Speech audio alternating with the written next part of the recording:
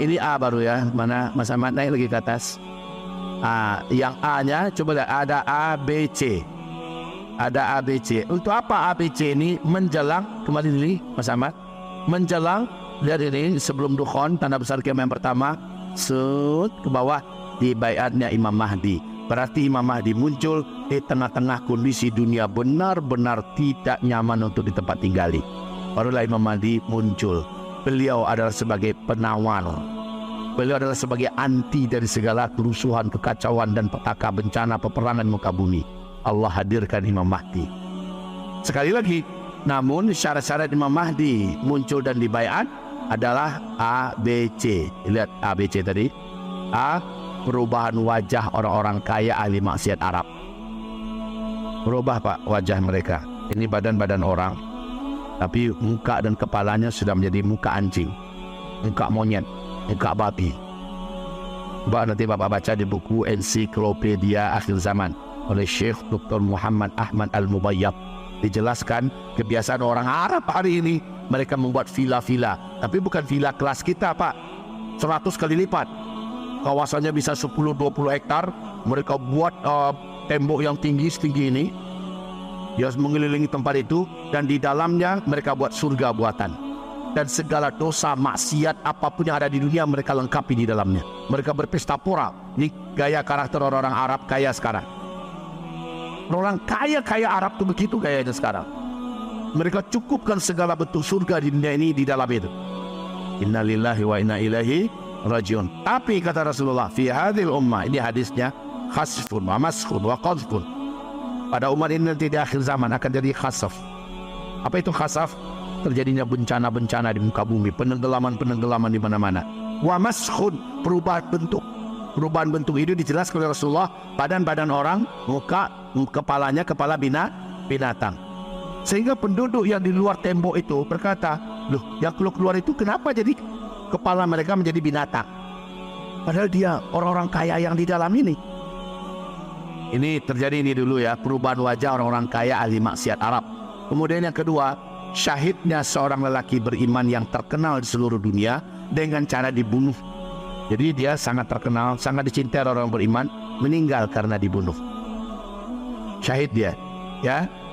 Dibunuhnya seorang lelaki. Kematian beliau dengan cara dibunuh menyebabkan marah orang-orang beriman sedunia dan marah seluruh malaikat di langit. Dalam kegacauan dan kemarahan itu, dengarlah berita gembira, Al-Mahdi sudah dibaiat di depan Ka'bah. Jadi ya, syaratnya gini ya, ada dulu orang beriman yang dicintai orang beriman sedunia, mati dengan cara dibunuh. Dan ini menjadikan kemarahan orang beriman sedunia. Kalau belum, bukan Al-Mahdi itu, baru kita dengar dia dibaiat. Terakhir, penenggelaman pasukan di Al-Baida. Pernah kami jelaskan, ada 300 pasukan dikirim di Damaskus oleh pasukan Sufyani mengobrak-abrik kota Madinah, mengejar seorang lelaki yang memiliki ciri-ciri Al-Mahdi. Lalu untuk dibunuh dan dibantai Al-Mahdi ini. Tapi laki-laki ini ternyata sudah diselamatkan oleh para ulama dan tokoh-tokoh Madinah, disuruh lari ke Mekah. Setelah penyiksaan dilakukan oleh 300 orang pasukan elit dari Damaskus ini, akhirnya ada yang tak tahan disiksa memberitahu bahwa Al-Mahdi sudah lari ke Mekah. Mereka pun mengejar. Sampainya mereka di kota Al-Baida, kata Rasulullah SAW, kota itu digempakan oleh Allah lalu terbelah dan masuk ke dalamnya. Semua penduduknya, kota-kotanya, bangunannya masuk ke dalam. Lalu tinggal dari 300 orang itu 1 orang yang hidup. Dialah yang mengumumkan, kami tenggelam di Al-Baida. Maka pahamlah orang-orang beriman bahwa yang dikejar itu berarti Al-Mahdi. Dengan hadis ini, ulama yang ada di Mekah, yang nggak ada janjian apa-apa untuk ketemu dan kumpulan di Mekah, mendengarkan berita itu, yakinlah mereka bahwa sosok tersebut sudah sampai di Mekah. Lalu mereka kepung Masjidil Haram dan mereka pastikan orang sedang tawaf. Kenapa? Syarat masuk Mekah, adabnya adalah tawaf dulu, tawaf kudum. Maka mereka intai laki-laki yang memiliki syarat-syarat secara fisik.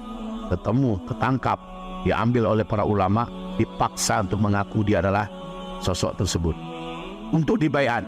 Dan dia menolak. Pada akhirnya diancam oleh para ulama. jika engkau tidak mau kami baiat untuk memimpin kami, semua dosa-dosa orang-orang zalim di muka bumi ini, yang kata Allah dan Rasulnya melalui engkau Allah akan angkat semua, tapi engkau menolak, tanggung oleh engkau dosa-dosa mereka. Mendengarkan itu, cemas pucatlah sosok ini. Kemudian dia memohon, izinkan saya berdoa, bermunajat kepada Allah satu malam ini. Satu malam itu, dalam teuraian air mata, doa yang khusus dan panjang, menangis dan sholat, akhirnya fa'aslahahullahu fi lailah. Allah pun mengislahnya dalam satu malam. Mengislah itu apa? Mengupgrade. Beliau yang hanya orang alim, orang soleh, orang bertakwa, ahli ibadah, akhlak mulia, hanya itu yang beliau punya. Tahu-tahu ditembakkan oleh Allah ke dalam dirinya kemampuan memimpin, kemampuan perang, kemampuan ekonomi, kemampuan politik, kemampuan mengatasi berbagai macam masalah. Allah upgrade dia, fa'aslahahullahu fi lailah, sehingga Allah kuatkan hatinya. Esok setelah matahari terbit, beliau pun berkata kepada para ulama dan beberapa pemuda yang menantinya di dalam Masjidil Haram, saya siap. Lalu dibaiatlah beliau.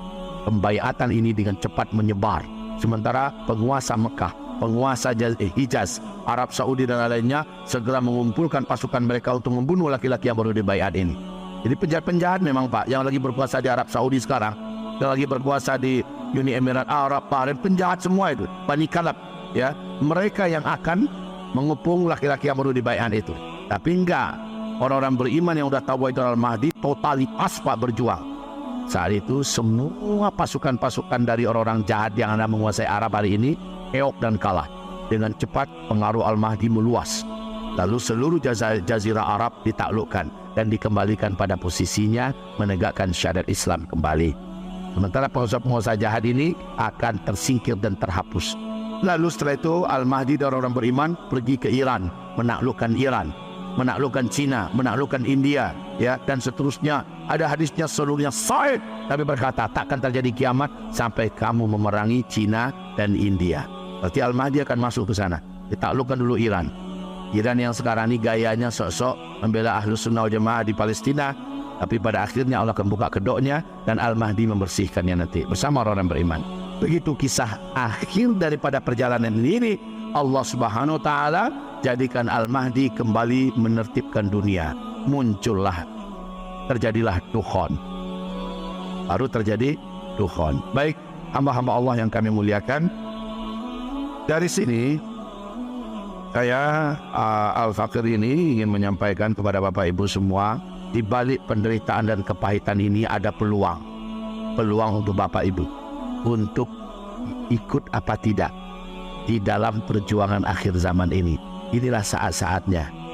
Kita sebenarnya nggak akan bekerja keras lagi seperti orang-orang yang di inti perjuangan kerja keras. Kita hanya ikut di 5 hal saja. Maka kita insya Allah dihitung sebagai pejuang seperti ada orang-orang di inti, yaitu Hamas, para mujahidin yang ada di Palestina. Kalau Bapak ikut, beruntunglah Bapak, diberi pahala yang sangat besar tak terbatas.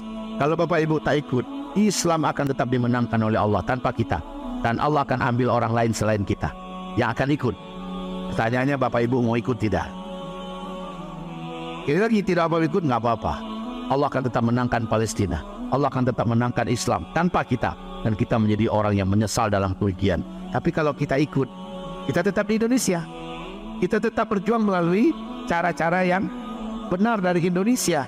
Tapi nilai kita seperti kita sedang berjuang di pusat peradaban masa depan ini, Palestina.